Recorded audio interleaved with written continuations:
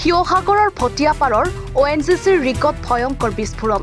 নিগমৰ ৰুদ্ৰসাগৰ তৈলক্ষেত্ৰৰ অধীনস্থ 147 নং ৰিকত এই বিস্ফোৰণ ৰিকৰ পৰা অহৰত তীব্ৰ শব্দৰে নিৰ্গত হৈছে প্ৰাকৃতিক গেছ প্ৰায় 3-4 কিলোমিটাৰ নিলকৰ পৰা শুনা গৈছে গেছ নিৰ্গত হোৱাৰ শব্দ আতংকিত গাঁওবাসী নিৰাপদ স্থানলৈ পলায়ন ৰুকটো SK পট্ৰকেমিকেল নামৰ প্ৰতিষ্ঠানটোৰ আছিল ঘটনাস্থলীলৈ বিভিন্ন স্থানৰ পৰা আহিছে অগ্নি নিৰ্বাপক বাহিনীৰ বাহন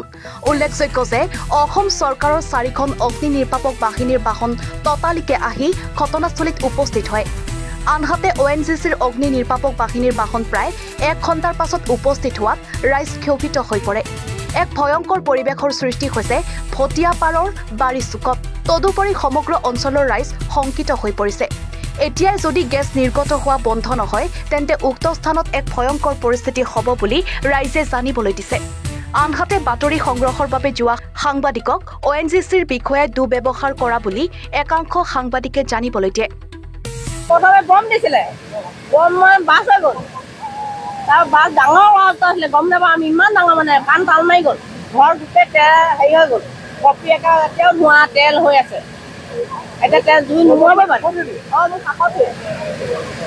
ছাইডতে লাগি আছে ঘৰে হেৰি এতিয়া কেনেকৈ কি হয় নাজানিম আৰু দেই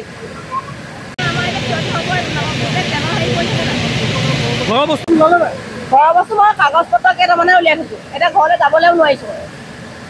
মই কেনেকৈ যাম ঘৰৰ ভিতৰলৈ বিপদজনক হৈ আছে